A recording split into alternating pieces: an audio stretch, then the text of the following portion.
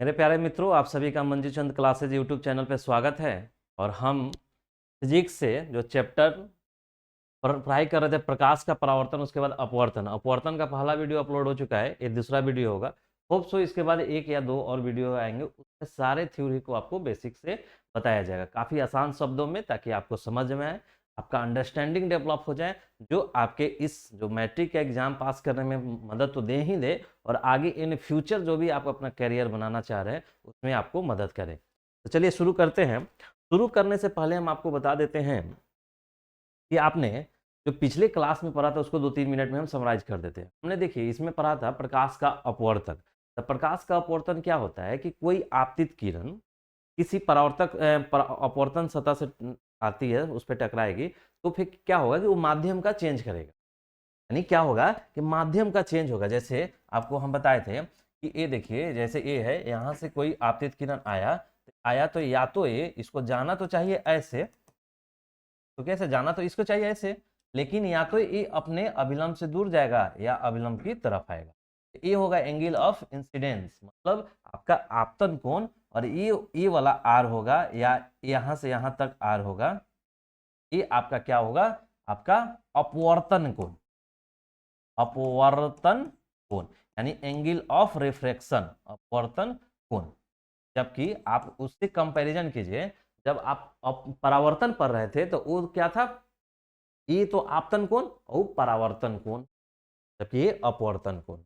यही क्या हो रहा था कि ये यहाँ पे माध्यम एक है, माध्यम वन है, और ये माध्यम क्या है, दो है। यानी क्या देख रहे हैं कि आपका अपवर्तन में माध्यम का बदलाव हो रहा है, यानी चेंज हो रहा है। जबकि आप रिफ्लेक्शन में क्या देख रहे थे, अपवर्तन में, कि उसी कोई आपतित किरण आ रहा है, परावर्तक सतह से टकराया और उसी माध्यम में वापस हो गया, ए आई और ए आर बराबर होता था। यानी परावर्तन में उसी माध्यम में प्रकाश का लौटना होगा, जबकि अपवर्तन में माध्यम का बदलाव होता है। और माध्यम का बदलाव जैसे ही होगा, तो जो एक किरण आरेख है, यानी प्रकाश का किरण है, उसकी दिशा में परिवर्तन होगा। या तो वो अभिलंब की ओर झुकेगा या अभिलंब से दूर भागेगा। यही था आपका प्रकाश का अपवर्तन। प्रकाश का अपवर्तन में क्या होता है कि जब प्रकाश की किरण आती है, तो एक माध्यम से दूसरे माध्यम में प्रवेश करने के दौरान वो अपने दिशा में परिवर्तन होता है। फिर हम आपको बताए थे कि क्यों दिशा में परिवर्तन होता है, यानी अपवर्तन होता क्यों है। तो हम आपको बताए थे कि प्रकाश का चाल अलग अलग माध्यम में, यानी अलग अलग पदार्थ में अलग अलग होता है। तो प्रकाश का चाल जैसे इस माध्यम में अलग होगा और इस माध्यम में अलग होगा, और जैसे ही प्रकाश का चाल में भिन्नता आएगा, उस तरह उसके दिशा में भी भिन्नता आएगा, और दिशा में भिन्नता आएगा यानी दिशा परिवर्तन होगा, और ये अपवर्तन। इसी के बाद बताए थे हम आपको कि अपवर्तन से आगे बताया कि अपवर्तनांक के बारे में बताए थे आपको। तो अपवर्तनांक क्या था कि अपवर्तनांक बताए थे हम आपको कि n, जिससे सूचित करते हैं c बटा c मीडियम, यानी ये अपवर्तनांक का आपका फॉर्मूला बताया गया। अपवर्तनांक किससे क्या होता है कि प्रकाश का चाल निर्वात में बटा प्रकाश का चाल उस माध्यम में, किसी माध्यम का अपवर्तनांक निकालना है, तो क्या होगा, एन बटा सी, यानी प्रकाश का चाल उस माध्यम में और उस निर्वात में बटा प्रकाश का चाल उस माध्यम में, एम फॉर मीडियम, ये होता था। फिर हम आपको, ये तो अपवर्तनांक हो गया, अपवर्तनांक हो गया। तो हम आपको बताए थे एक सापेक्षिक अपवर्तनांक, यानी रिलेटिव इंडेक्स, रिलेटिव आपको रिफ्रैक्टिव इंडेक्स, सापेक्षिक अपवर्तनांक। ये क्या होता था कि ये किसी के सापेक्ष होगा, यानी किसी के, जैसे हम लिखते थे अगर एक माध्यम दो का अपवर्तनांक किसके सापेक्ष, वन के सापेक्ष, तो इसको क्या लिखते थे, n2 बटा n1। यानी रिफ्रैक्टिव इंडेक्स माध्यम दो का किसके सापेक्ष, एक के सापेक्ष, जिसके सापेक्ष लिखते हैं वो नीचे आता है, n2 बाई n1। फिर हम आपको n2 बाई n1 यहाँ पे डाले थे, तो एक रिलेशन, जैसे अगर n1 का मान लीजिए कि c बटा c1 है और n2 बराबर c बटा c2 है, क्योंकि अलग अलग माध्यम में तो ये माध्यम c1 है c2, तो फिर ये n1 n2 डालते थे, तो मेरा क्या आया था, n2 1 बराबर आपका आया था क्या, c2 बटा c1। ठीक है, 2 पे c2, टू ऊपर है तो c2 2 1, सॉरी c1 c2 होगा, क्योंकि यहाँ पे अपोजिट होता जाता था, आपको बताए थे। कि N21 N2/N1, लेकिन जब प्रकाश के चाल के साथ देखेंगे, उस माध्यम में प्रकाश के चाल का देखेंगे तो C1/C2। फिर हम आपको आगे पढ़ाए थे कि आपको N1 2 गुना N2 2 बराबर 1 होता है, एक ये फॉर्मूला बताए थे। तो ये अपवर्तनांक के बारे में हम आपको पढ़ाए थे। फिर उसके बाद अपवर्तन के नियम, दो नियम होते हैं उसके बारे में, प्रथम नियम, द्वितीय नियम। प्रथम नियम क्या था कि आपतित किरण, अभिलंब और परावर्तित किरण तीनों एक ही तल में होगा। दूसरा नियम क्या था? दूसरा नियम था आपका कि आपका दूसरा नियम जिसको स्नेल का नियम भी बोलते थे, आप जिसका बोलते थे कि उसमें क्या था, स्नेल का नियम में क्या था कि आपका साइन आई बटा साइन आर, ये क्या होता था? नियतांक होता था।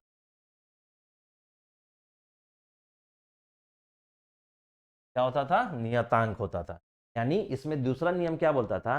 साइन का जया मतलब आपतित किरण का जया, परावर्तित किरण, अपवर्तित किरण का जया, अपवर्तन हो रहा है तो अपवर्तित किरण का जया का अनुपात एक नियतांक होगा।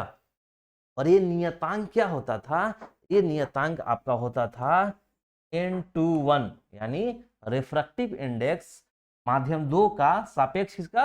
आपका 1 का। तो N2/N1 ये बराबर क्या हो जाता है? साइन आई बटा साइन आर। जब इसको क्रॉस मल्टीप्लीकेशन करेंगे तो क्या होगा आपका? N1 साइन आई बराबर N2 साइन, एक फॉर्मूला आपका ये चीज हमने आपको बताया था। तो याद रखिएगा, जो अपवर्तनांक का जो सेकंड नियम है यानी दूसरा नियम है, उसी को बोलते हैं स्नेल का नियम। स्नेल का नियम, स्नेल का बोलते थे, स्नेल का नियम बोलते थे। और ये स्नेल का सिमेट्रिक फॉर्म में आपका उसका फॉर्मूला है। ठीक, इतना हमने आपको पढ़ाया था फर्स्ट वीडियो। अब इसके आगे आपको सेकेंड वीडियो में पढ़ा रहे हैं। तो चलिए आज का वीडियो शुरू करें। देखिए, जो प्रकाश का अपवर्तन का दो नियम पढ़ाए थे, तो आपतित किरण, परावर्तित किरण और अभिलंब एक ही तल में होंगे। उसके बाद आपतन कोण का जया और परावर्तित अपवर्तित कोण का जया का अनुपात कांस्टेंट होगा, ये सब चीज पढ़ाए थे। तो कुछ शब्दावली है, यानी आपतित किरण कौन है, अपवर्तित किरण कौन है, आपतन कोण कौन है, अपवर्तित कोण कौन है, अपवर्तन कोण कौन है, अभिलंब क्या है, ये सब जैसे आपने प्रकाश का परावर्तन वाले चैप्टर में पढ़े थे, सारा डिफिनेशन सेम है, थोड़ा सा डिफरेंस है, वो चीजों को देख लेंगे जल्दी जल्दी। तो देखिए, आपतित किरण, दो माध्यमों को अलग करने वाली सतह पर पड़ने वाली प्रकाश किरण को आपतित किरण कहते हैं। यानी ये वाला कौन? आपतित किरण। ये आपतित किरण हो गया। तो बोल रहा है दो माध्यम, यानी माध्यम 1 और ये माध्यम 2, दो माध्यम को अलग करने वाली सतह, ये कौन सतह अलग कर रहा है? यही सतह अलग कर रहा है, एक माध्यम है, यही माध्यम। पड़ने वाली प्रकाश किरण, जो प्रकाश किरण पड़ रहा है, वो आपतित किरण यानी इंसिडेंट रे कहते हैं। यानी इसको आपतित किरण यहां तक का। अब आपतन बिंदु देखिए, पॉइंट ऑफ इंसिडेंस है ये आपतन बिंदु। जिस बिंदु पर आपतित किरण दिए गए माध्यमों को अलग करने वाली सतह से टकराती है, उसे आपतन बिंदु कहते हैं। यानी आपतित किरण इस दो माध्यम है उसको जो सतह अलग कर रहा है, उस अलग करने वाले सतह पर जिस बिंदु पर मिलती है उसी को आपतन बिंदु कहते हैं। ठीक, उसके बाद देखिए अभिलंब, तो किसी सतह के किसी बिंदु पे खींचे गए लंब को उस बिंदु पे अभिलंब बोलते हैं। यानी ये सतह है आपतन बिंदु, आपतन बिंदु पे हम अभिलंब खींच दिए, यानी ये लंब खींच दिए, इसी को बोलते हैं अभिलंब या नॉर्मल। 3 हो गया। नेक्स्ट देखिए, अपवर्तित किरण। अब देखिए अपवर्तित किरण क्या होता है, इसको थोड़ा समझिए। जो 3 देखे वो 3 परावर्तन वाले में भी था, रिफ्लेक्शन वाले चैप्टर में भी था, यहाँ पे ये थोड़ा सा अलग है। ये माध्यम 1 है मान लीजिए, और इसको माध्यम 2 मान लीजिए। अब बोल रहा है देखिए, ये क्या हुआ आपका? ये आपका एंगल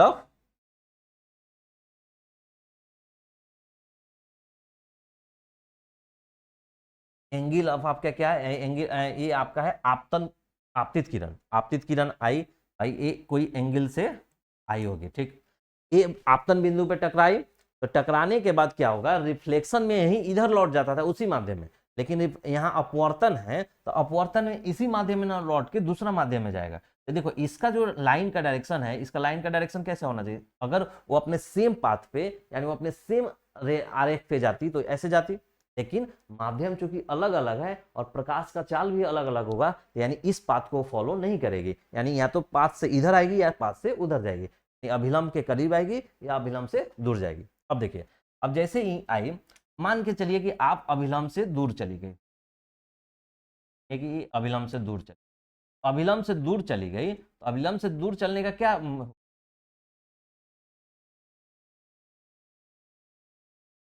अभिलंब से दूर चली गई, तो ये वाला जो किरण आपतित किरण आया, तो ये कौन सा है, परावर्तन, यहाँ पे परावर्तन हो रहा है, इस सतह से परावर्तन हो गया, तो परावर्तन के पश्चात जो किरण होता है उसको अपवर्तित किरण बोलते हैं, अपवर्तन के पश्चात जो किरण होता है उसको अपवर्तित किरण बोलते हैं। वही बोल रहा है, दूसरे माध्यम में दिशा परिवर्तन के पश्चात जाती हुई प्रकाश के किरण को अपवर्तन कहते, अपवर्तित किरण। दूसरा माध्यम में दिशा परिवर्तन या दिशा परिवर्तन हो गया, यहाँ पे आपकी जाना चाहिए था इस लाइन पे, लेकिन इधर दिशा मुड़ गया इसका, दिशा परिवर्तन के पश्चात जाती हुई प्रकाश किरण को अपवर्तित किरण कहते हैं। ठीक, दिशा परिवर्तन के, यही हो गया अपवर्तित किरण, और इसके बीच का अभिलंब से जो कोण बनेगा ये अपवर्तन कोण। देखिए अब एक आपतन कोण देखिए, पहले आपतन क्या क्या, आपतित किरण और आपतन बिंदु पे खींचे गए अभिलंब, आपतित किरण और आपतन बिंदु पे खींचे गए अभिलंब के बीच का जो कोण है उसको आपतन कोण बोलते हैं। यही सेम था आपका परावर्तन में भी, कि आपतित किरण और अभिलंब के बीच का कोण जो होगा उसे आपको आपतन कोण बोलेंगे। यहाँ देखिए अपवर्तन कोण, अपवर्तित किरण है यानी अपवर्तित किरण और आपतन बिंदु पे खींचे गए अभिलंब यानी इसके बीच ये जितना एंगल होगा उसको बोलेंगे अपवर्तन कोण। अपवर्तन कोण इसलिए बोल रहे हैं क्योंकि यहाँ पे अपवर्तन हो रहा है, वहां पे परावर्तन होता था, वहां परावर्तन होता था तो परावर्तन कोण बोलते थे, परावर्तित कोण या परावर्तन कोण। यहाँ अपवर्तन हो रहा है इसलिए हम अपवर्तन, ठीक है, एंगल ऑफ रिफ्रैक्शन अपवर्तन। वहां परावर्तन होता था तो परावर्तन कोण या परावर्तित कोण, यहाँ अपवर्तन हो रहा है तो अपवर्तित कोण या अपवर्तन कोण, एंगल ऑफ रिफ्रैक्शन। चलिए अब नेक्स्ट देखिए, ये आपने इतना पढ़ लिया। एक होता है पार्श्विक विस्थापन, लेटरल डिस्प्लेसमेंट। लेटरल डिस्प्लेसमेंट क्या होता है, ये थोड़ा नया है, ये परावर्तन में नहीं था, तो यहाँ पे थोड़ा सा पढ़ लीजिए। लेटरल डिस्प्लेसमेंट क्या होता है, आपतित किरण यानी आने वाली किरण और निर्गत किरण, निर्गत किरण के बीच लंबवत दूरी को पार्श्विक विस्थापन कहते हैं। बोलना चाह रहा है कि मान के चलिए आपतित किरण है, ये आ रही है आपतित किरण, यहाँ पे आपतित बिंदु है, यहाँ पे टकराई,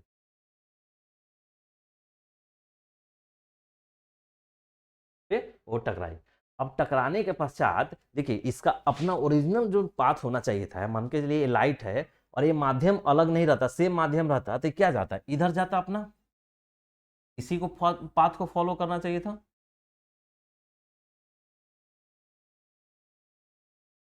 इसको फॉलो करना चाहिए था इधर, लेकिन ये इसको फॉलो नहीं कर रहा है क्योंकि माध्यम में परिवर्तन हो रहा है, और माध्यम में परिवर्तन होगा तो प्रकाश के चाल में भी परिवर्तन होगा, बदलाव होगा, तो प्रकाश के चाल के बदलाव के कारण दिशा परिवर्तन हो जाएगा। तो यहाँ पे आया और क्या हो रहा है कि आपका दिशा परिवर्तन होकर यहाँ पे लाइन,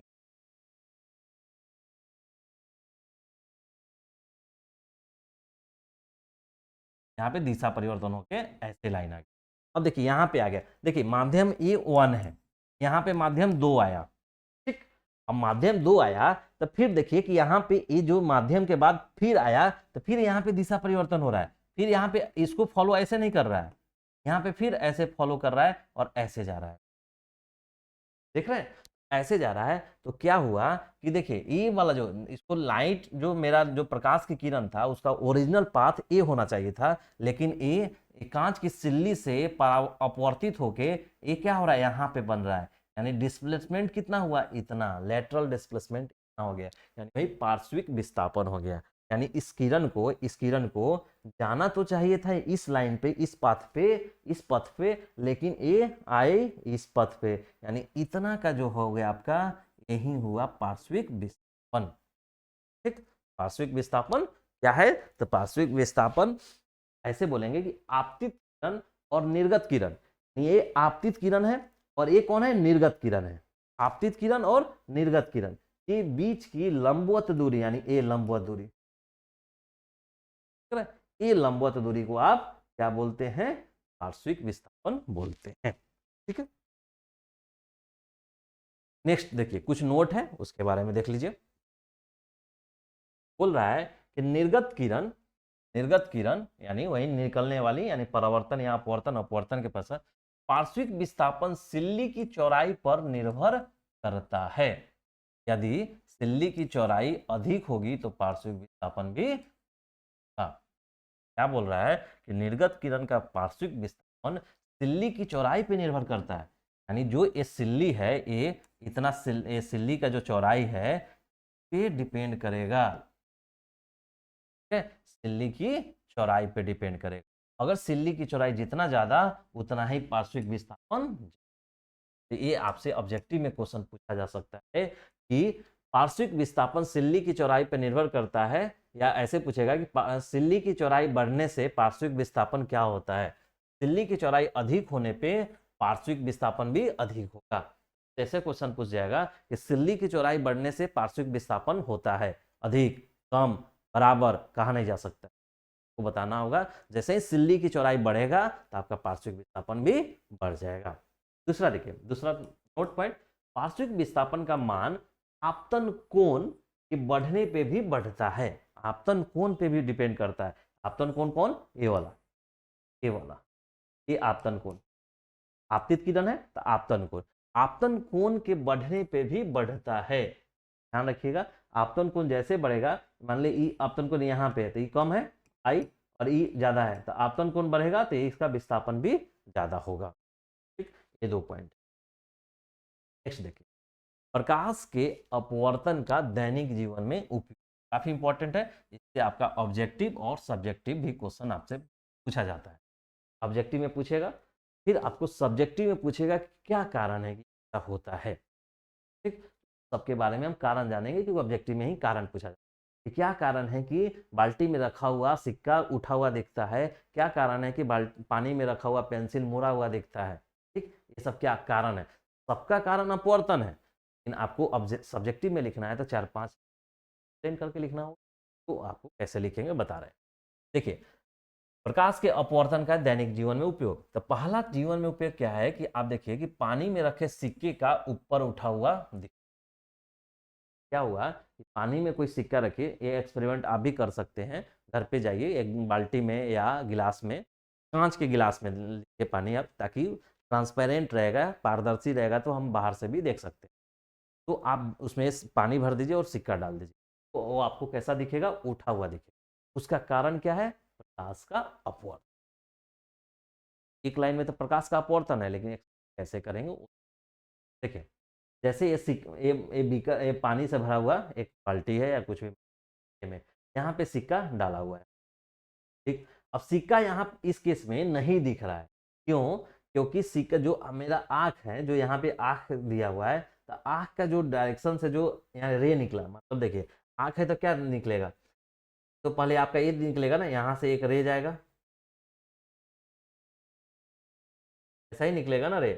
क्योंकि कोई आँख मेरा किसी वस्तु को देखता है कैसे, प्रकाश वातावरण में रहता है, प्रकाश उस वस्तु से टकराता है और वो टकरा के प्रकाश हमारे आंखों तक आता है, हम आंख के द्वारा उस वस्तु को देख पाते हैं। ठीक है, तो हम क्या करते हैं, देख पाते हैं वो चीज। तो वहीं अगर यहाँ पे सिक्का है, तो यहाँ पे आंख है, तो मेरा ये यहाँ से प्रकाश निकल रहा है और यहाँ पे पहुंच रहा है। ठीक है, लेकिन सिक्का तो यहाँ पे रखा हुआ है तो हमें नहीं दिखेगा। ठीक, एक केस में तो ये नहीं दिखेगा, यानी हमको देखने के लिए क्या करना होगा, हमारे आँख को इस सिक्के से निकलने वाले रे के डायरेक्शन में लाना होगा। यानी मान के चलिए इस सिक्का से प्रकाश ऐसे निकल रहा है, ऐसे निकल गया, तो यहाँ पे आँख रहेगा तो दिख जाएगा। या मानिए ऐसे निकल रहा है, ऐसे यहाँ पे आँख रहेगा तो दिखेगा। ठीक, कंडीशन में दिखेगा। चलिए अब देखिए, मान के चलिए ये सिक्का यहाँ पे था, सिक्का दिखने लगता है, पानी का सिक्का, अब यहाँ पे सिक्का था आपका रखा हुआ। ठीक, अब देखिए रखा हुआ था, तो यहाँ से सिक्का से, यानी आप जानते हैं कि किसी वस्तु को देखने के लिए उस वस्तु से प्रकाश की किरण आना चाहिए हमारे आंखों तक। तो मानिए ये सिक्का से प्रकाश की किरण निकला, और ये सतह से टकराया चल के यहाँ पे। अब जैसे ही इस सतह से टकराया तो फिर ये क्या हो रहा है कि ये मूव कर रहा है। क्यों मूव कर रहा है ये देखिए, क्योंकि ये जो माध्यम है, ये माध्यम में पानी है, इधर वायु आ गया, माध्यम में बदलाव आ गया ना, इसमें जल है यानी पानी है और इधर हवा है, तो ये माध्यम में परिवर्तन हुआ। जब भी माध्यम में बदलाव आएगा, अलग अलग अलग माध्यम है, तो प्रकाश की चाल अलग अलग होगा, प्रकाश का चाल अलग अलग होगा। यानी ये जो यहाँ से जो प्रकाश की किरण इस सिक्का से निकला है, ये इसमें दिशा परिवर्तन होगा। तो देखिए ये दिशा परिवर्तन होकर कहाँ जा रहा है, दिशा परिवर्तन होकर आंख, ठीक, हमारे आंखों तक दिशा परिवर्तन होकर चला गया। अब देखिए हमारा आंख क्या है, हमारा आंख अब देखना कोशिश कर रहा है। तो देखिए इससे यहाँ से रे निकला यानी प्रकाश की किरण निकला और आंख तक पहुंचा, लेकिन आंख क्या देख रहा है कि आंख देख रहा है कि अच्छा यहाँ पे कुछ है, आंख से जो प्रकाश निकलेगा इसका डायरेक्शन यहाँ पे दिखेगा, तो ये सिक्का यहाँ पे दिखेगा, नहीं कि सिक्का यहाँ पे दिखेगा। मतलब कि आपको जैसे ही आप यहाँ पे सिक्का रखा हुआ है,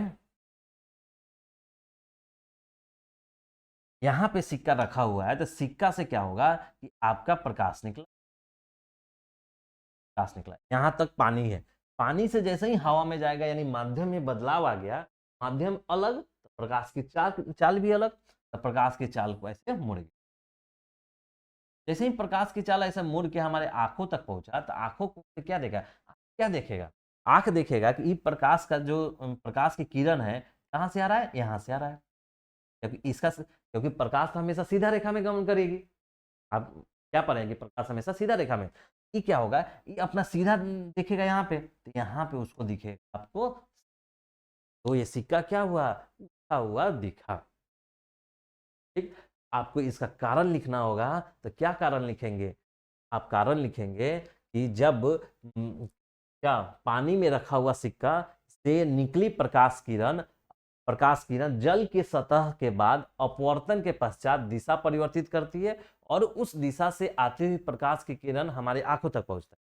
और चूंकि प्रकाश की किरण सरल रेखा में गमन करती है, तो इस आंख से हमारा वो किरण उस सिक्के से ऊपर की ओर जाके मिलेगी और हमें एहसास होगा या हमें मालूम होगा कि उसका ऊपर की ओर उठा हुआ है।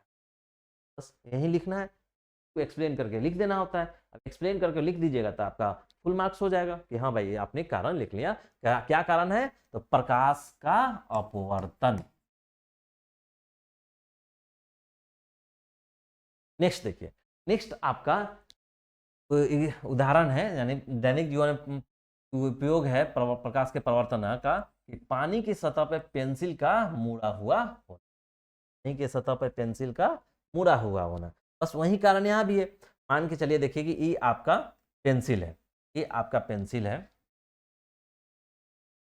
और हम इधर से कहीं से देख रहे हैं, पानी की सतह पर पेंसिल का मुड़ा हुआ दिखना कैसे दिखेगा कि ये मान के चलिए पेंसिल है और ये पेंसिल से जैसे देखिए यहाँ पे जल है, तो एक माध्यम ये हुआ, एक माध्यम ये हुआ और दूसरा माध्यम ये हुआ, तो यहाँ पे क्या माध्यम परिवर्तन हो रहा है, यहाँ पे माध्यम परिवर्तन होगा, तो मान के चलिए कोई रे इधर इधर से कोई रे आ रहा है, इधर से कोई रे आ रहा होगा और यहाँ पे माध्यम परिवर्तन होगा, तो माध्यम परिवर्तन होगा तो आती हुई प्रकाश की किरण क्या होगा, या तो अभिलंब की ओर जाएगा नहीं तो इधर जाएगा। मान के चलिए इससे जो अभिलंब से उधर जा रही है यानी इधर चल जाएगी, ये आपको प्रकाश की सतह पर हुआ का भी कारण क्या है,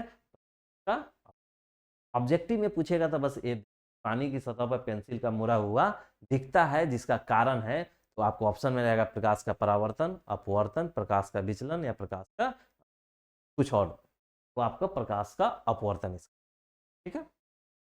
और सब्जेक्टिव में जब पूछेगा तब आपको एक तो ये फिगर भी थोड़ा बनाना पड़ेगा, डायग्राम भी बनाइए क्लियर कट, ऐसे डायग्राम बना दीजिए और उसको आपको एग्जाम ये लिख के बताना होगा कि पेंसिल से जो किरण, मान के चलिए कि यहाँ से जो किरण प्रकाश की किरण प्रवेश कर रही है, तो वायु से यानी ऊपर तो वायु है, हवा से जल में जाने के दौरान प्रकाश की किरण अपवर्तन के कारण अपना दिशा में परिवर्तन करता है और वो हमें मुड़ा हुआ दिखाई देता है, तो प्रकाश का अपवर्तन। नेक्स्ट देखिए, पानी में पैर लटकाकर बैठने पे हमें अपना पैर मुड़ा हुआ और छोटा दिखाई देता है। इसका भी कारण है कि जैसे ही मान के लिए यहाँ पानी है, तो पानी मान के चलिए पानी है, किसी नदी के किनारे आप बैठे हुए हैं, तो आप ये एक्सपेरिमेंट कर सकते हैं। नदी तालाब पोखर में जाइए और वहाँ पे आप बैठ के देख सकते हैं कि मान के लिए नदी है, तो जैसे ही हमारा पैर हमारा यहाँ पे डालें, पैर रखेंगे, तो क्या होगा कि ये देखिए, ये तो वायु है यानी एक माध्यम, और ये जल है दूसरा माध्यम, यानी यहाँ पे माध्यम परिवर्तन हो रहा है, यानी एक माध्यम ये और दूसरा माध्यम ये। तो जैसे ही माध्यम का परिवर्तन होगा तो प्रकाश जो आती हुई या जाती हुई रहेगा उसका दिशा परिवर्तन होगा, दिशा परिवर्तन होगा तो वो मुड़ा हुआ दिखाई देगा। वही है प्रकाश, पानी में पैर लटका कर बैठने पे हमें पैर मुड़ा हुआ दिखाई पड़ता है और छोटा भी दिखाई पड़ेगा। जब मुड़ा हुआ दिखाई देगा तो छोटा हुआ दिखाई देगा। ये भी आपका एक उदाहरण है प्रकाश के अपवर्तन का। कितने बताएं? एक तो आपका सिक्का का ऊपर उठा हुआ, पेंसिल का मुड़ा हुआ, और पैर लटका कर बैठने में पैर का ऊपर उठा हुआ, मुड़ा हुआ या छोटा दिख। एक और है देखिए, पानी से भरी बाल्टी की गहराई का कम प्रतीत होना। पानी से भरी बाल्टी की गहराई का कम प्रतीत होना, इसका कारण क्या है? देखिए, मान के चलिए ये इसका ओरिजिनल गहराई यहाँ पे है, ठीक, मतलब इसका यहाँ से यहाँ तक हाइट है, गहराई है, माना तो गहराई है, तो यहाँ पे कुछ मानिए यहाँ से प्रकाश की किरण निकली, यहाँ से कोई प्रकाश की किरण यहाँ से निकल, तो प्रकाश की किरण ले लीजिए। अभी प्रकाश की किरण जैसे ही यहाँ जल है और यहाँ वायु आया तो दिशा परिवर्तन होगा, क्योंकि माध्यम अलग, तो दिशा परिवर्तन हो गया। ठीक, अब दिशा परिवर्तन हो गया, प्रकाश की किरण हमारे आंखों तक पहुंचा। जैसे ही आंखों तक पहुंचा तो ये प्रकाश की किरण क्या होगा, ये आंख को दिखेगा कि हाँ यहाँ से प्रकाश की किरण आ रहा है। क्या दिखेगा?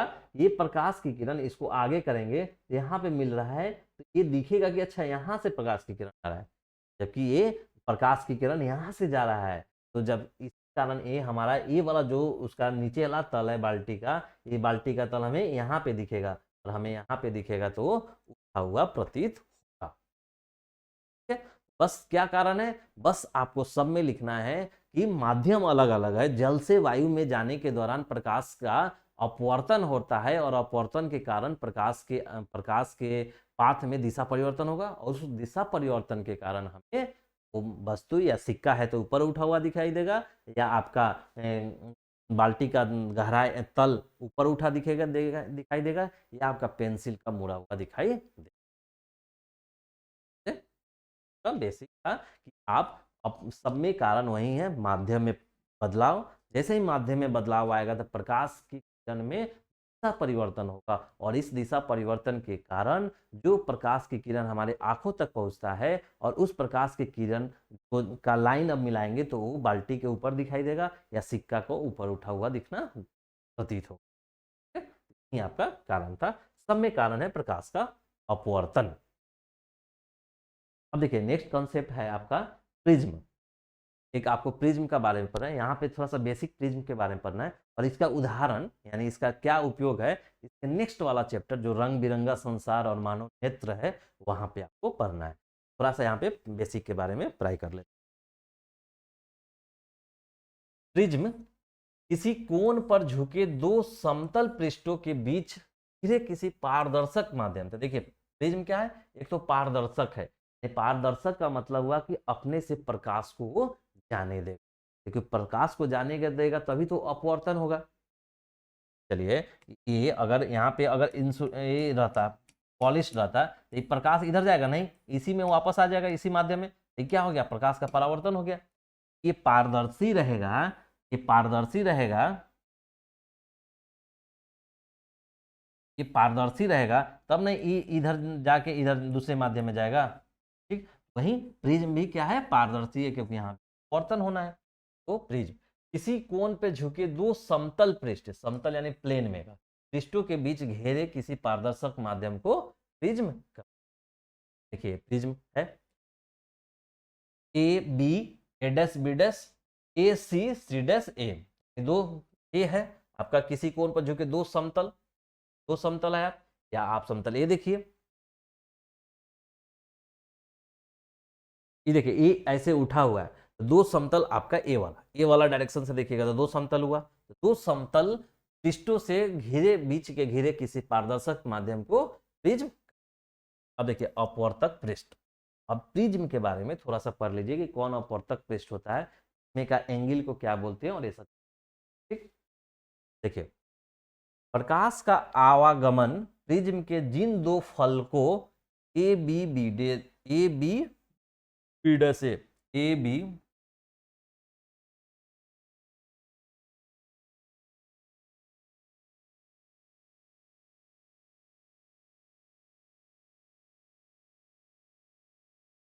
देखिए ये क्या है, A B B dash A तथा A C C dash A dash, A सी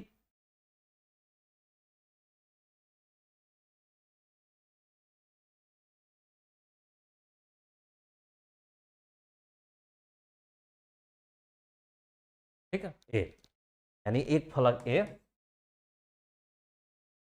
फलक ए।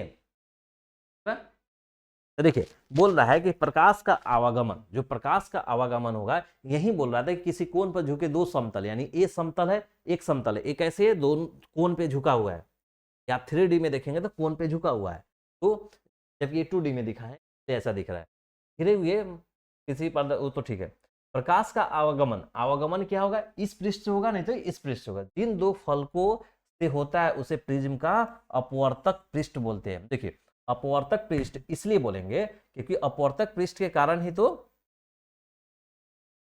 अपवर्तक पृष्ठ के अपवर्तक पृष्ठ इसलिए बोलते हैं कि इसी भाग से प्रकाश इसमें आता है और प्रकाश का अपवर्तन होता है, जब प्रकाश का अपवर्तन होगा इसी पृष्ठ से अपवर्तन होता है, इसलिए इसको अपवर्तक पृष्ठ बोलते हैं। ठीक, वही अपवर्तक पृष्ठ बोलते हैं, याद रखिएगा ये, और ये अपवर्तक पृष्ठ होता है। ऐसे ज्यादा जरूरी नहीं है आपको ज्यादा कुछ, बस आपको थोड़ा सा जान लीजिएगा तो आपको आगे जो पढ़ाई कीजिएगा, जैसे देखिए इसका आगे आपका क्या यूज होगा, तो ये ए बी सी है ना, ए बी और सी, बस इसी का ये प्रिज्म का ये लेंगे और इससे आपका प्रकाश अगर जैसे यहाँ पे आई तो प्रकाश का कुछ होगा और ये ऐसे निकलेगी। ठीक, तो यही आपको आगे करके पढ़ाई होगा, जब रंग बिरंगा संसार और मानव नेत्र पढ़ेंगे तो उसमें बताएंगे कि कोई प्रकाश की किरण अगर प्रिज्म से होकर गुजरती है तो वो 7 रंगों में बढ़ जाती है, और वन क्रम और वन पट आपके बारे में वहां पे हम पढ़ाएंगे डिटेल से। तो बस इतना ही जानना है, इतना ही के बारे में आपको बताइए, यही वाला ध्यान रखिए कि इसी के परावर्तक इधर से लाइट आएगा, प्रकाश की किरण आएगी और इधर से वर्ण कई वर्ण में निकल के 7 वर्ण में बनता है। ठीक, यही इसी का यूज कर प्रिज्म के बाद। ठीक, नेक्स्ट देखिए अपवर्तक कोर, प्रिज्म के अपवर्तक पृष्ठ, मतलब वैसे जो दो था, देखिए प्रिज्म का जो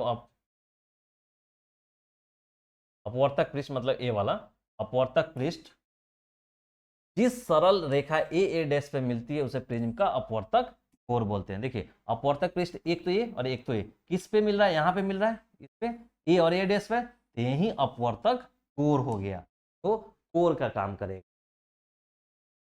अपवर्तक कोण, अब देखिए अपवर्तक पृष्ठों के बीच के कोण को एंगल ए को प्रिज्म का अपवर्तक कोण या केवल प्रिज्म का कोण बोलते हैं। ठीक है, अब देखिए क्या क्या है, एक तो आपका, एक देखिए एक तो पृष्ठ ए और एक तो पृष्ठ ए, तो आपको एक तो अपवर्तक पृष्ठ पढ़ लिए आप, अपवर्तक पृष्ठ बोलिए, इस दोनों के बीच का जो कोण है ए वाला, ये अपवर्तक कोण बोलेंगे, अपवर्तक कोण बोलेंगे। और एक क्या चीज था, अपवर्तक कोर, अपवर्तक कोर क्या था, ए वाला। ठीक है, तो आप ढंग से थोड़ा देख लीजिए एक बार, ताकि देखे रहिएगा तो आपको कोई भी किसी प्रकार का ऑब्जेक्टिव क्वेश्चन या क्वेश्चन आगे आप पढ़ेंगे नेक्स्ट चैप्टर तो उसमें आपको समझ में आएगा। देखिए एक तो आपका अपवर्तक पृष्ठ ए है, एक अपवर्तक पृष्ठ आपका ए है, दूसरा अपवर्तक पृष्ठ क्या है, ए वाला। तो ये जो कोर है जहां दोनों अपवर्तक पृष्ठ मिल रहा है, ये इसको बोलेंगे अपवर्तक कोर। ये अपवर्तक पृष्ठ एक, अपवर्तक पृष्ठ दो, ये जहां मिल रहा है अपवर्तक कोण, दोनों अपवर्तक पृष्ठ के बीच का कोण जो होगा ये अपवर्तक कोण, अपवर्तक कोण हो गया, हो गया अपवर्तक पृष्ठ हो गया, अपवर्तक कोण हो गया, अपवर्तन अपवर्तक कोण हो गया और अपवर्तक कोर हो गया, आपको करना है, और दोनों के बीच के एंगल अपवर्तक आपका कोण हुआ। ठीक, अब देखिए प्रिज्म का आधार, प्रिज्म का आधार यानी बेस, जो आपको ए वाला बताए थे, प्रिज्म का जो ए बी और सी ये वाला था, जो अपवर्तक कोर के सामने वाले पृष्ठ को प्रिज्म का आधार कहते हैं। यानी अपवर्तक कोर कौन था? ये अपवर्तक कोर के सामने वाले पृष्ठ के आधार को ये को बोलते, इसी से आपका प्रकाश का अपवर्तन होगा और वो कई रंगों में प्रकाश बढ़ता है। आगे आपको वहीं पढ़ना है। यही देखिए, जैसे आपको आगे बताएंगे तो देख रहे हैं रे आ रहा है, ये आपके प्रकाश की किरण आ रही है और ये क्या होगा, कई रंगों में बढ़ जाएगा। तो यही वर्ण विक्षेपण आपको आगे हम पढ़ाएंगे जब मानव नेत्र और रंग बिरंगा संसार वाला चैप्टर पढ़ाया जाए। ठीक, थोड़ा सा देख लीजिए कैसे प्रिज्म है। देखिए प्रिज्म दिख रहा है आपको, ये प्रिज्म कैसे एक प्रकाश की किरण, जब श्वेत प्रकाश की किरण आ रही है और वो कई रंगों में विभाजित हो रही है, मुख्य कारण क्या होता है? प्रकाश का अपवर्तन, रिफ्रैक्शन ऑफ लाइट। चलिए नेक्स्ट देखिए, प्रिज्म का मुख काट। प्रिज्म का मुख काट क्या है? तो अपवर्तक कोर के लंबवत एक तल द्वारा प्रिज्म की काट एबीसी, जो हम आपको बोल रहे थे, इसी का काम है आपको एबीसी, ए बी और सी को प्रिज्म का मुख काट है। और देखिए ए बी सी, ठीक, तो प्रिज्म से होकर प्रकाश का अपवर्तन। देखिए कोई एक प्रकाश की किरण यहाँ पे प्रिज्म के सतह पे टकराई, आके यहाँ से टकराई, यहाँ से टकरा के क्या हो गया कि ये ऐसे चली और फिर बाहर जाके ऐसे वो क्या देख रहे हैं कि प्रकाश की जो किरण प्रिज्म से होकर कैसे गुजर रही है, प्रकाश की किरण इस सतह पे आया, देखिए माध्यम 1, माध्यम 2 और माध्यम 3। तो जैसे इस माध्यम एक माध्यम से दो माध्यम, एक माध्यम से दूसरे माध्यम में जाएगा तो क्या होगा? प्रकाश का दिशा परिवर्तन, क्योंकि अलग अलग माध्यम है तो प्रकाश का चाल भी अलग अलग होगा। जब प्रकाश का चाल अलग अलग होगा यानी दिशा परिवर्तन होगा। तो यहाँ पे इसको जाना कहाँ से चाहिए था? इसको तो जाना ऐसे चाहिए था, इन्हें चली ऐसे। अब ऐसे चली तो फिर यहाँ पे देखिए, यहाँ पे क्या हुआ? यहाँ पे भी दिशा परिवर्तन हुआ, क्योंकि इस माध्यम से फिर इस माध्यम में जा रहा है, माध्यम चेंज यानी दिशा परिवर्तन। इसको यहाँ जो इधर आई तो इसको जाना तो ऐसे चाहिए, ये ऐसे न जाके ऐसे। ठीक, तो यही आपको आगे पढ़ाया जाएगा कि कैसे वर्ण विक्षेपण होता है। ठीक, इसको ऐसे आके इसको जाना ऐसे चाहिए, लेकिन गई ऐसे, और ऐसे के बाद इससे मुड़ गई तो ये तो पीछे जाना चाहिए लेकिन ऐसे। ठीक, फिर यहाँ पे ऐसे करके हम एंगल को आगे वाले चैप्टर के बारे में बहुत डिटेल पढ़ाएंगे, तो वहाँ पे और चीजें क्लियर। चलिए अब देखिए नोट है कुछ, देख लीजिए जो आपको ऑब्जेक्टिव और सब ऑब्जेक्टिव में काम आएगा। प्राय ऐसे कांच के प्रिज्म, प्रिज्म किसका? कांच का बना हुआ, क्या उपयोग होता है? जिसकी मुख्य काट समबाहु त्रिभुज होती है। यानी जो ये मुख्य काट जो एबीसी है, ए बी और सी, तो इसका जो समबाहु त्रिभुज होगा यानी तीनों कोण 60 डिग्री। जानते हैं ना समबाहु त्रिभुज का तीनों भुजा बराबर, और तीनों भुजा बराबर तो तीनों भी बराबर और 60-60 डिग्री। वही बोल रहा है कांच के प्रिज्म का उपयोग होता है, मुख्य का समबाहु त्रिभुज होती है, इसलिए प्रिज्म का अपवर्तक कोण, आपको कभी पूछ सकता है ऑब्जेक्टिव क्वेश्चन में कि प्रिज्म का अपवर्तक कोण, सामान्यतः प्रिज्म का अपवर्तक कोण होता है 60 डिग्री। ठीक है, प्रिज्म का अपवर्तक कोण कितना है? 60। विचलन कोण प्रिज्म के अपवर्तक कोण पर निर्भर करता है। अब देखिए विचलन कोण कैसे होगा, कैसे होगा देख रहे हैं। अभी इस फोटो में देखिए, इस फोटो में क्या है कि एक प्रकाश की किरण यहाँ पे आई और इसको जाना तो चाहिए था ऐसे, लेकिन ये विचलित हुई और यहाँ पे आके यहाँ पे देख रहे हैं, ये प्रकाश की किरण इधर जाना था, इसको विचलित होके यहाँ पे आ गई, यानी इतना का विचलन हो गया इसमें। यही आप आगे पढ़ेंगे कि विचलित, यही बोल रहा है कि विचलन कोण प्रिज्म के अपवर्तक कोण पर निर्भर करता है। प्रिज्म का अपवर्तक कोण अधिक होने पर है, ये आपको मालूम होना चाहिए। आपको पूछ देगा कि प्रिज्म का अपवर्तक कोण अधिक है तो प्रकाश के विचलन क्या होगा? तो विचलन ये ठीक, एक तो आप याद रखिएगा समबाहु त्रिभुज बनता है, सामान्य प्रिज्म होता है जिसका एंगल 60 डिग्री से पूछा जा सकता है। अब देखिए, अब आइए आप लेंस, आपको पढ़ना है। अभी तक आपने जो भी पढ़ा, आपको आज के वीडियो में कुछ शब्दावली था, शब्दावली के बाद प्रिज्म था, और प्रिज्म के बाद आपने प्रिज्म का कैसे कैसे कोर क्या है, अपवर्तक कोर क्या है, अपवर्तन क्या है, पढ़ा। और मेन पढ़ा कि आप समबाहु त्रिभुज होता है जो समांतर प्रिज्म करते हैं 60 डिग्री। ठीक, अब देखिए, जैसे हमने प्रकाश के परावर्तन वाले चैप्टर में हमने पढ़ा था कि वहां पे दर्पण होता है, समतल दर्पण और गोलीय दर्पण। वहां पे दर्पण होता है क्योंकि दर्पण का एक पृष्ठ क्या रहता है, पॉलिश्ड रहता है। तो पॉलिश्ड रहेगा तो कोई भी प्रकाश की किरण आएगा तो उसी माध्यम में वापस जाएगा, क्या होगा, उसी माध्यम में वापस जाएगा। जैसे ऐसे है तो प्रकाश की किरण आई और इसी माध्यम में वापस चली गई। ये क्या होता था, ये पॉलिश्ड होता। यहाँ पे हम आपको दर्पण के बारे में पढ़ाए, हम एक इसका पोर्शन एक साइड का पॉलिश्ड दर्पण हमने पढ़ा। लेकिन अपवर्तन के लिए तो पॉलिश नहीं कर सकते हैं।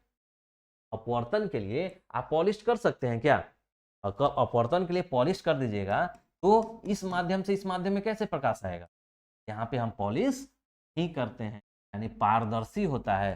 पारदर्शी होता है तो कोई आई और यहाँ पे अपवर्तन के पास या तो झुक जाएगी या, ठीक। तो जब ऐसी सतह होता है पारदर्शी माध्यम तो यहाँ पे हमको लेंस के बारे में पढ़ा, वहां पे हमने दर्पण के, ठीक।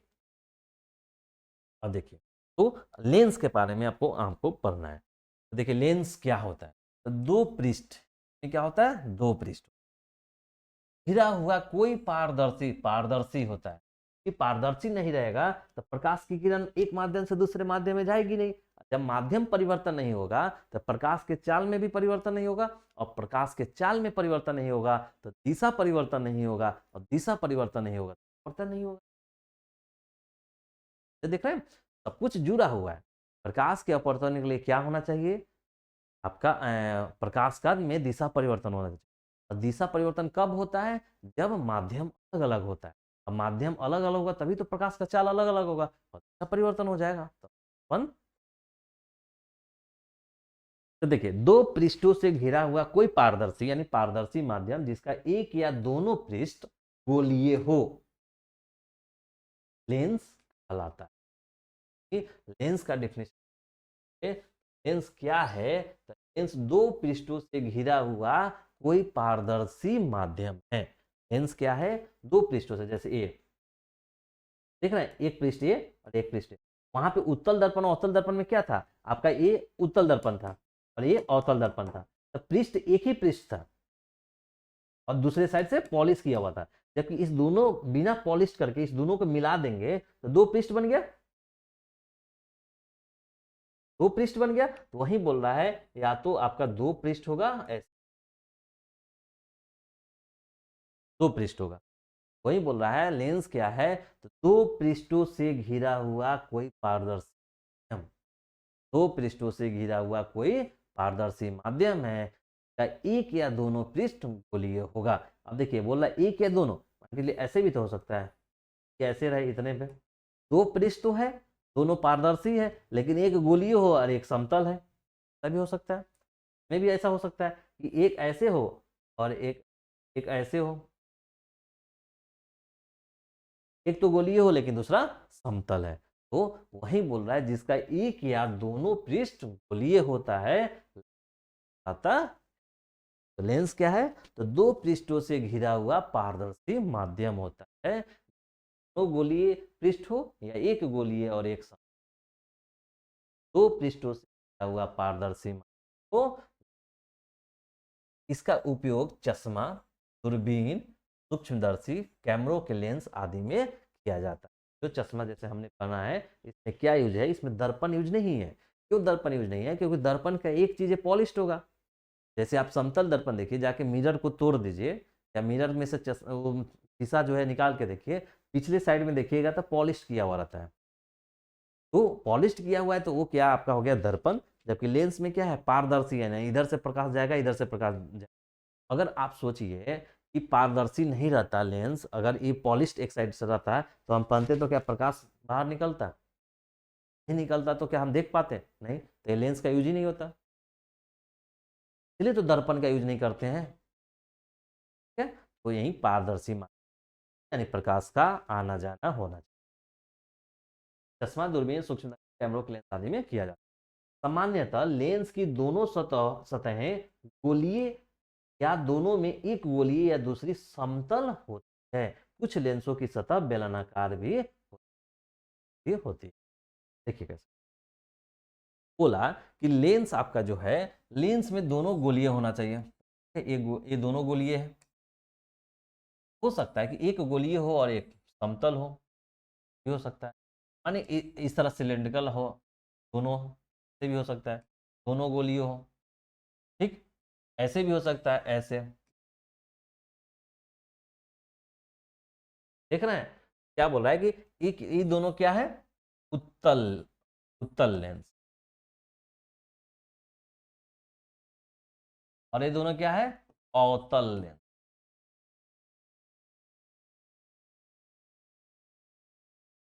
यही तो बोल रहा है, यही बोलना चाह रहा है कि दोनों सतह गोलीय हो सकता है, या दोनों में से एक गोलीय या समतल हो सकता है, या लेंसों की सतह बेलनाकार भी हो सकता है।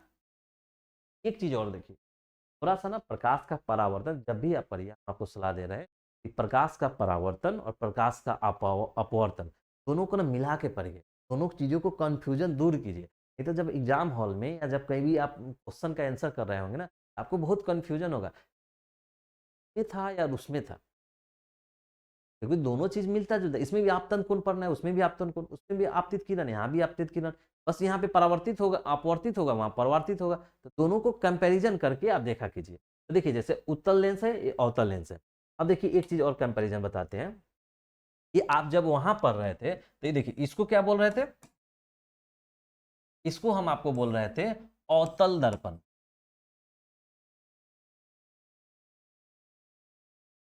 इसको बोल रहे थे हम अवतल दर्पण, जबकि हम इसको क्या बोल रहे थे, इसको बोल रहे थे हम उत्तल दर्पण। यानी अवतल दर्पण में परावर्तक सतह अंदर की ओर धसी हुई रहती थी, जबकि उत्तल दर्पण में परावर्तक सतह उभरी हुई रहता है। जबकि अब देखिए, ये देखिए ये लेंस है, अब लेंस है तो ये कौन सा लेंस है, उत्तल लेंस।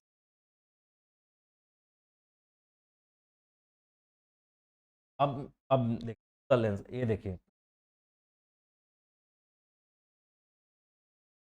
ये क्या है, अवतल लेंस,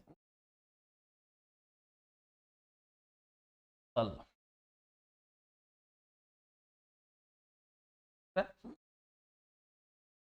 ठीक है। देखिए अब ये देखिए, अवतल दर्पण का परावर्तक सतह अंदर की ओर धसा हुआ रहता था, तो यहां भी देखिए अवतल दर्पण का परावर्तक सतह अंदर की ओर धसा हुआ रहा, देख रहे हैं, अवतल दर्पण का परावर्तक सतह अंदर की ओर धसा हुआ रहता था, तो अवतल लेंस का भी परावर्तक सतह यही, परावर्तक नहीं, यहाँ पे अपवर्तक सतह बोलेंगे क्योंकि अपवर्तन हो रहा है, तो यहाँ से कोई रे लाई, देख रहे हैं, ये अपवर्तक सतह है, ये भी यहाँ पे धसा हुआ है। अब देखिए उत्तल दर्पण में परावर्तक सतह उभरा हुआ रहता था, तो देखिए उत्तल लेंस में भी परावर्तक सतह अपवर्तक सतह उभरा हुआ है, यहीं से तो आएगा प्रकाश, यहाँ भी देखिए, यहाँ से भी तो प्रकाश आता था। आप क्या देख रहे हैं, उत्तल दर्पण में परावर्तक सतह उभरा हुआ है, उत्तल लेंस में भी परावर्तक सतह उभरा हुआ है, ठीक। अवतल दर्पण में परावर्तक सतह अंदर की ओर धसा हुआ है, यहाँ पे अवतल लेंस में परावर्तक सतह अंदर की ओर धसा हुआ है, ठीक। ये दो चीज आपको याद रखना चाहिए। अब देखिए एक चीज और देखिए, अवतल दर्पण में जितना आपने पढ़ा था परावर्तन में, अवतल दर्पण में 7 कंडीशन, और 7 कंडीशन वस्तु की स्थिति बनता था, उस हिसाब से प्रतिबिंब बनता था, तो जितना अवतल दर्पण में बनता था उतना ही उसी टाइप का, सिमिलर टाइप का चीजें आपका उत्तल लेंस में बनेगा। यहाँ पे 6 प्रकार का कंडीशन आपको क्या बता रहे हैं कि थोड़ा सा कंफ्यूजन दूर कीजिएगा, नहीं तो आपको उत्तल अवतल दर्पण और लेंस में फंस के रह जाइएगा। फिर आपको बहुत सारा कंफ्यूजन होता रहेगा हमेशा, यार उत्तल दर्पण था, अवतल लेंस। ऑप्शन भी जब आपको ऑब्जेक्टिव में बनाया जाएगा यही चारों रहेगा, उत्तल दर्पण, उत्तल लेंस और आप कहाँ कंफ्यूजन। तो क्लियर कर लीजिए चीजों को कि जो चीजें अवतल दर्पण में था 7 कंडीशन बनता था कि 2 कंडीशन में आभासी और सीधा प्रतिबिंब बनता था, 5 कंडीशन में वास्तविक और उल्टा बनता था। उसी तरह उत्तल लेंस में एक कंडीशन बनेगा और एक जगह आपका आभासी और सीधा बनेगा, 5 कंडीशन जगह आपका उल्टा और वास्तविक बनेगा। तो जो कंडीशन यहाँ पे 3 तरीके का कंडीशन होता था वस्तु का, तो यहाँ पे 2 तरह का कंडीशन बनेगा या एक ही तरह का कंडीशन बनेगा। तो आप ये चीज ध्यान रखिए कि जो चीजें हमने परावर्तन में अवतल दर्पण के लिए पढ़ा था वही लगभग चीजें आप उत्तल लेंस के लिए पढ़िएगा, उत्तल लेंस के लिए। तो देखिए दर्पण में अवतल, लेंस में सिमिलर है, लगभग लगभग चीजें सेम है। दर्पण में अवतल और आपका लेंस में उत्तल, जबकि दर्पण में उत्तल और यहाँ पे अवतल। अगर नहीं आएगा तब बस आप ध्यान दीजिएगा, क्या कीजिएगा, कंफ्यूजन रहेगा आपको तो बस एक चीज ध्यान रख लीजिए। अवतल दर्पण कैसे होता है जी, अवतल दर्पण कैसे होता है, अवतल दर्पण ऐसे होता है, अवतल दर्पण। खरा उत्तल लेंस कैसे होता है जी, ऐसे होता है। ये देखिए उत्तल हो गया, तो जितना अवतल में होगा काम, नहीं हमारा काम तल में होगा, उल्टा है, उल्टा है। अवतल में 7 कंडीशन वस्तु की स्थिति, तो उत्तल में 6 कंडीशन थी। और जैसे यहाँ पे सीधा उल्टा, वास्तविक उल्टा, सीधा आभासी, वैसे भी प्रतिबिंब का कंडीशन। दर्पण के लिए अवतल, आपका लेंस के लिए उत्तल, दर्पण के लिए उत्तल का अवतल। ठीक, ये आपको ध्यान रखना। ठीक है, लेंस हो गया। अब देखिए लेंस के प्रकार। लेंस आपने पढ़ा कि लेंस क्या होता है, तो 2 पृष्ठों से घिरा हुआ पारदर्शी माध्यम।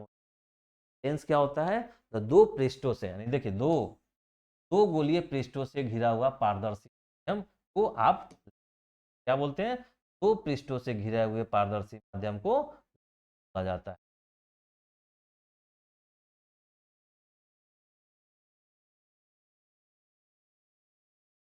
2 पृष्ठों से घिरा हुआ कोई पारदर्शी माध्यम जिसका एक या दोनों पृष्ठ को, 2 पृष्ठों से घिरा हुआ पारदर्शी माध्यम को।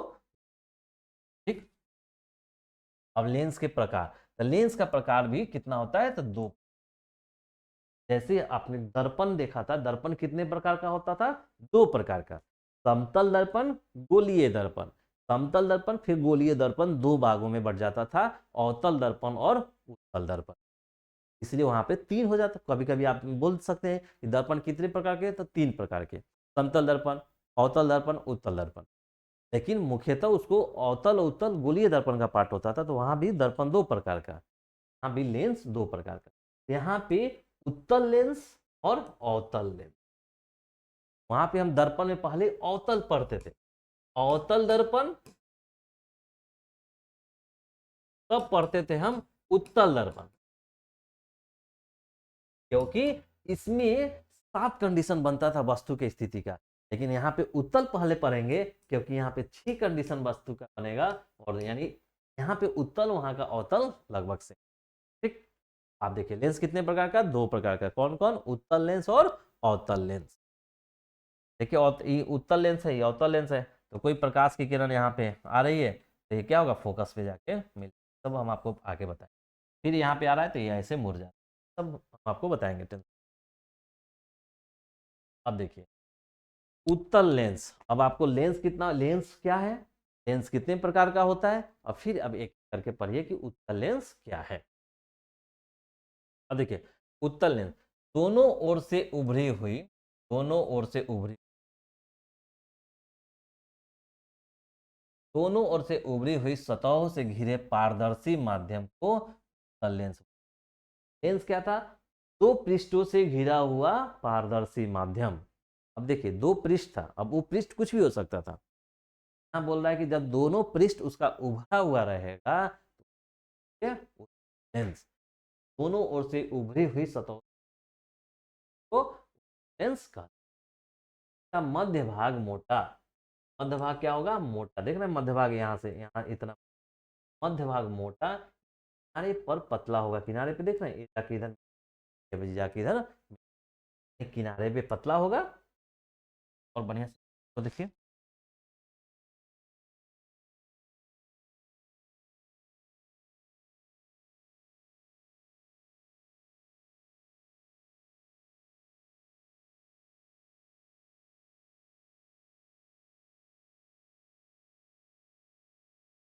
ठीक, क्या मध्य भाग क्या है, मोटा है, जबकि यहाँ पे पतला है। इसे अभिसारी लेंस कहते हैं, इसके अभिसारी लेंस कहते हैं क्योंकि यह आपतित प्रकाश किरण को अभिसारित करता है। प्रकाश किरण, आने वाली प्रकाश किरण को अभिसारित करता है। देखिए ये देखिए, ये उत्तल लेंस है क्योंकि बीच में भाग मोटा और किनारे पे पतला, तो अवतल हो गया। ये मानिए समानांतर किरण पुंज आ रहा है, ठीक। अब देख रहे हैं ये अपवर्तन के पश्चात क्या हो रहा है, सब एक जगह फोकसिंग हो रहा है। ये क्या हो रहा है, आने वाली आपतित किरण, ये आपतित किरण आने वाली आपतित किरण को अभिसरित कर रहा है, कन्वर्ज कर रहा है, इसलिए इसको अभिसरित लेंस या कन्वर्जिंग लेंस, अभिसारी लेंस या अभिसरित लेंस या कन्वर्जिंग कहा जाता है, क्योंकि ये आने वाली आपतित प्रकाश को अभिसरित कर, कन्वर्ज कर। अब देखिए उत्तल लेंस के निम्नलिखित तीन रूप होते हैं। उत्तल लेंस के कितने होते हैं, एक तो उत्तल लेंस क्या है, दोनों सतह उसका उभरा हुआ होना चाहिए। उसके बाद देखिए उसका तीन होता है, देखिए जैसे ये देखिए ये भी दोनों उभरा हुआ सतह है, ठीक।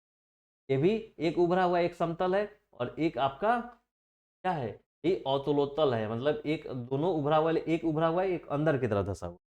तो एक तीन कंडीशन होता है, एक दो और एक तीन। तो पहले को बोलेंगे उभयोतल, दूसरा का समतलोत्तल और अवतलोत्तल, ठीक। ये क्यों बोलते हैं, अभी आपने पढ़ा कि उत्तल लेंस का दोनों पृष्ठ उभरा हुआ रहेगा, तो दोनों पृष्ठ उभरा हुआ है तो उसको बोले उभयोत्तल, दोनों तरफ से समान रूप से उभरा हुआ है, उभय है, उभयोत्तल, ठीक। अब देखिए एक पृष्ठ जब समतल हो जाए, जब इसी का मान के चलिए ऐसे ऐसे एक पृष्ठ समतल हो जाए, एक वो समतल हो जाए, एक उभरा हुआ रहे, तो बोलेंगे समतलोत्तल। एक समतल है एक उत्तल है, तो इसको दोनों को मिलाइएगा तो समतलोत्तल हो जाएगा। फिर अब देखिए एक ऐसा भी हो सकता है कि आपका एक तो इधर वाला उभरा हुआ रहे, ठीक, और थोड़ा सा इधर वाला ऐसे मुड़ा हुआ रहे, ये भी एक पृष्ठ तो उभरा हुआ है ना, दूसरा अंदर की तरफ उभरा हुआ है, इसको बोलेंगे थोड़ा सा अवतल जैसा नेचर है, तो इसको बोलेंगे अवतल उत्तल दोनों है, यानी अवतलोत्तल है। ये इसको क्या बोलेंगे, अवतल बोलेंगे अंदर की तरफ धंसा हुआ है, तो बाहर की तरफ उभरा हुआ है तो उत्तल, तो इसको बोलेंगे अवतलोत्तल, ठीक। ये हो गया। तो यही बोल रहा है कि आपका उत्तल लेंस निम्नलिखित तीन रूप होता है, उभयोत्तल या द्विउत्तल लेंस, समतलोत्तल यानी प्लेन कनकेव लेंस, अवतलोत्तल यानी कनकेवो कन्वेक्स। देखिए पहला में उभयोत्तल में क्या होता है, इसके दोनों तल उत्तल हो, दोनों तल उत्तल हो तो उभयोत्तल या द्विउत्तल, जिसका एक तल समतल और दूसरा उत्तल हो उसको समतलोत्तल, एक तल अवतल और दूसरा तल उत्तल हो, अवतल उत्तल है इसलिए अवतलोत्तल, ठीक है, डिफरेंस है। उसके बाद देखिए नोट, नोट में क्या बोल रहा है कि साधारणतः द्विउत्तल लेंस को, यानी द्विउत्तल यानी दोनों सतह उत्तल हो, तो द्विउत्तल यही हो गया, दोनों सतह उत्तल हो, साधारणतः द्विउत्तल लेंस को ही उत्तल लेंस कहा जाता है। देखिए लेंस, लेंस दो प्रकार का, उत्तल लेंस और उत्तल लेंस। उत्तल लेंस भी तीन प्रकार का होता है, वो डिपेंड करता है कि दोनों सतह जो है उभरा हुआ है, एक सतह समतल है या एक सतह अवतल है। एक सतह उभरा हुआ तो जरूर तीनों में रहेगा,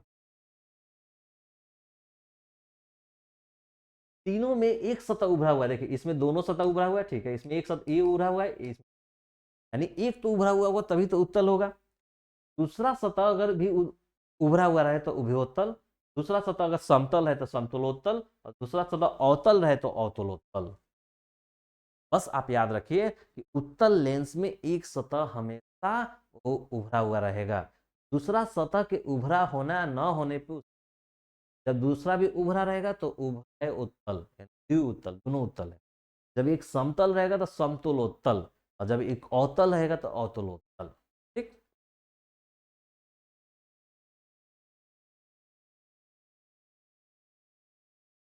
तो साधारणतः द्विउत्तल लेंस को ही उत्तल लेंस कहा जाता है, यानी इस वाले को ही उत्तल लेंस मानते हैं जनरली, कहीं लिखा हो रहा था इसी को मानते। उत्तल लेंस और अवतल लेंस यहाँ पे पहले डिफरेंस देखिए, अवतल देख लीजिए तब उसको देखिए। अवतल लेंस में दोनों ओर की दबी हुई सतहों से घिरे पारदर्शी में, दोनों ओर की दबी हुई सतह, वहां पे क्या था, उभरी हुई सतह, यहाँ है दबी हुई सतह, दबी हुई सतहों से घिरे पारदर्शी माध्यम को अवतल लेंस का। इसका मध्य भाग पतला एवं किनारे वाला भाग मोटा होता है, इसलिए इसे अपसारी लेंस भी कहते हैं। आपतित प्रकाश किरणों के अपसारित कर, देखिए तो क्या होता है, ऐसे बोल रहा है दोनों ओर से दबी हुई, यानी दोनों ओर से दबी है। इसमें था कि उभरा ही हुई, देख रहे उभरा हुआ है, ये भी उभरा हुआ है, लेकिन इसमें दबी हुई यानी अंदर की तरफ दबी हुई। तो दोनों ओर से दबी हुई सतहों से घिरे पारदर्शी तो अवतल लेंस। इसका मध्य भाग क्या होता है, पतला, और किनारे वाला भाग चौड़ा होता है, इसे अपसारी लेंस। देखिए क्यों अपसारी लेंस,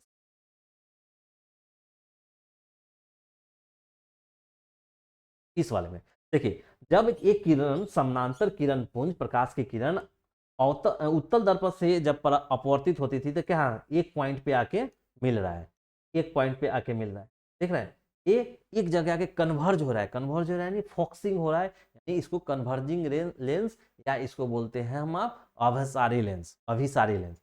जबकि कनकेव में देखिए, अवतल में ये वही सेम प्रकाश की किरण आ रही है, इस अवतल लेंस से, इस अवतल लेंस से आपका अपवर्तन हुआ तो ये देख रहे हैं ऊपर की तरफ, ये क्या हो रहा है, एक जगह नहीं मिल रहा है और एक जगह नहीं मिल रहा है तो क्या हो रहा है, अपसारी हो रहा है, यानी डाइवर्ज कर रहा है। मतलब देखिए कन्वर्ज मतलब होता है एक जगह मिलना, डाइवर्ज मतलब होता है फैलना। देख रहे हैं ये आपतित किरण यहाँ पे फैल रहा है, ये डाइवर्ज हो रहा है तो डाइवर्जिंग लेंस, और उसी को हिंदी में अपसारी लेंस। ये हो रहा है, क्या हो रहा है, कन्वर्ज हो रहा है, एक जगह के मिल रहा है, कन्वर्ज कर रहा है, converging converging lens, converging lens को ही बोलते हैं अभिसारी लेंस। ठीक है आपका, तो कन्वर्ट अपसारी और अभिसारी देख लिए, ये आपने देख लिया, अभी तीन रूप देख लिया आपने, ये आपको हम बताते हैं। अब देखिए अपसारी हो गया, अब देखिए इसका भी तीन रूप होता है। अवतल लेंस के निम्नलिखित तीन रूप होते हैं, जैसे उत्तल का वैसा ही अवतल का, उभयावतल, समतलावतल और उतलावतल, यानी दोनों तल अवतल हो, एक तल समतल और दूसरा अवतल, एक तल उत्तल और दूसरा तल।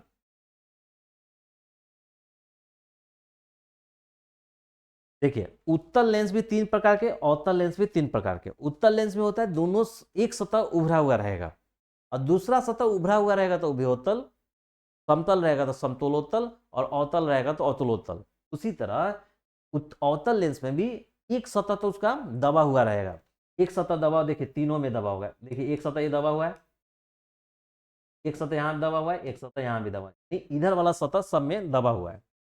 अब इसका नाम डिपेंड करेगा कि दूसरा सतह दबा हुआ है या कैसा है। जब दूसरा सतह भी दबा हुआ रहेगा तो उसको बोलेंगे उभयावतल, यानी दोनों उभय है, दोनों अवतल है, या तो अवतलात्मक द्वि अवतल या उभयावतल। जब एक सतह दबा समतल रहे या दूसरा दबा हुआ रहे तो समतलावतल। देखिए उत्तल था तो उतलोत्तल हो रहा था, हो गया नामांकन, नामांकन है देखिए, समतल, नामांकन देख लीजिए कि देखिए कि है एक तरफ समतल, समतल, दूसरा है जब अ मिलेगा तो ओ हो जाता है, तो ये क्या होगा, समतुलोत्तल। आपका संधि विच्छेद पढ़े होंगे ना, यहाँ पे ल में अ है और यहाँ पे उ है, अ उ मिल के ओ बन जाता है, तो समतलोत्तल, यहाँ पे ई उ हटेगा और ओ हो जाएगा, समतलोत्तल। ठीक, यहाँ पे देखिए, यहाँ पे एक तरफ समतल है और इधर अवतल है,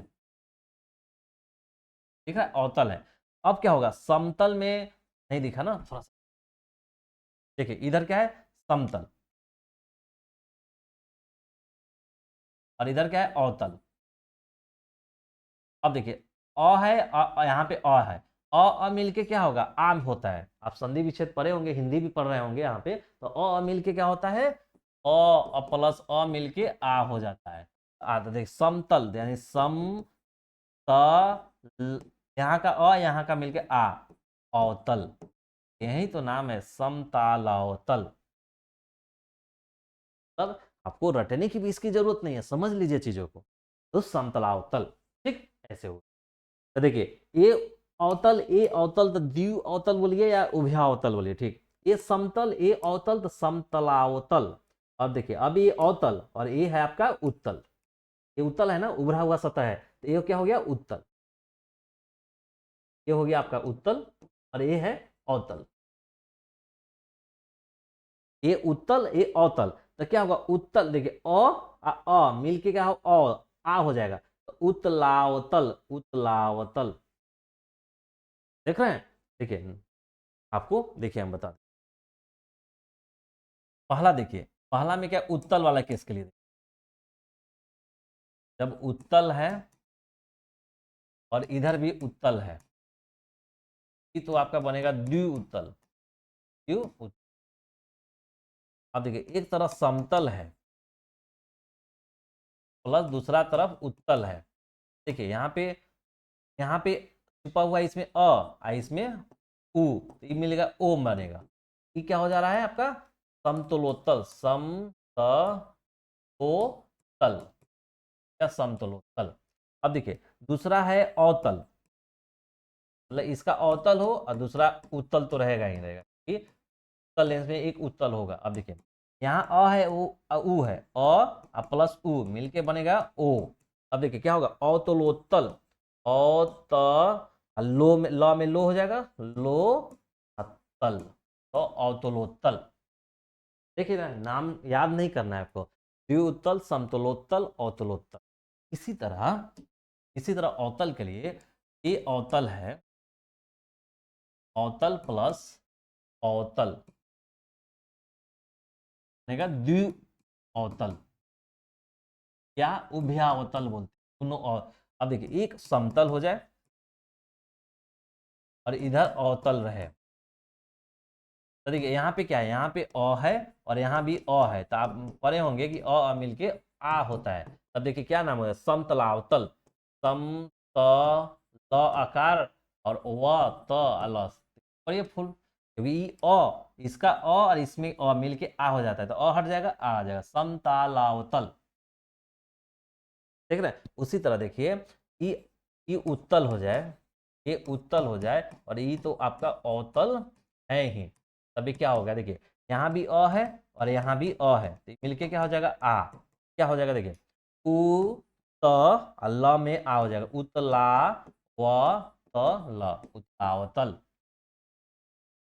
देख रहे हैं, तो नामांकन में कोई कुछ नहीं है, बस संधि विच्छेद जो आप हिंदी में पढ़े होंगे वही है। उभयावतल, समतलावतल, उत्तलावतल, द्वितल, समतलोत्तल, अवतल।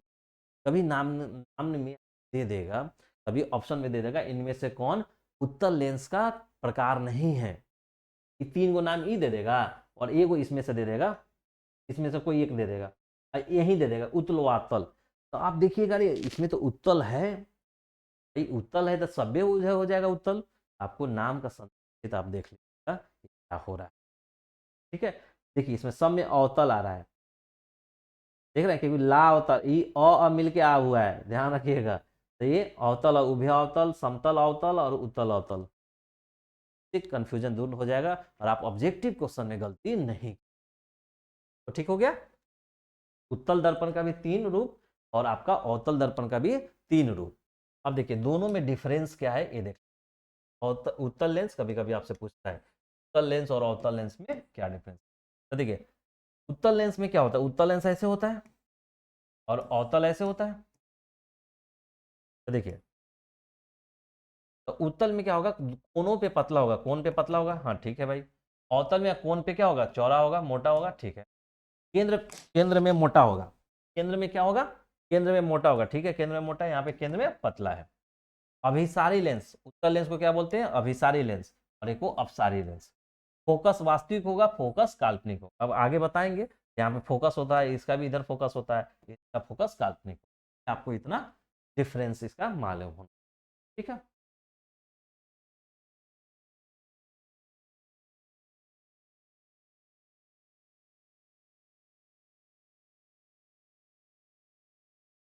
अब चलिए, आज इस वीडियो को इतना ही रोकते हैं, क्योंकि आप आज तक पढ़ लिया और वीडियो भी 1 घंटा या 10 मिनट का हो गया है।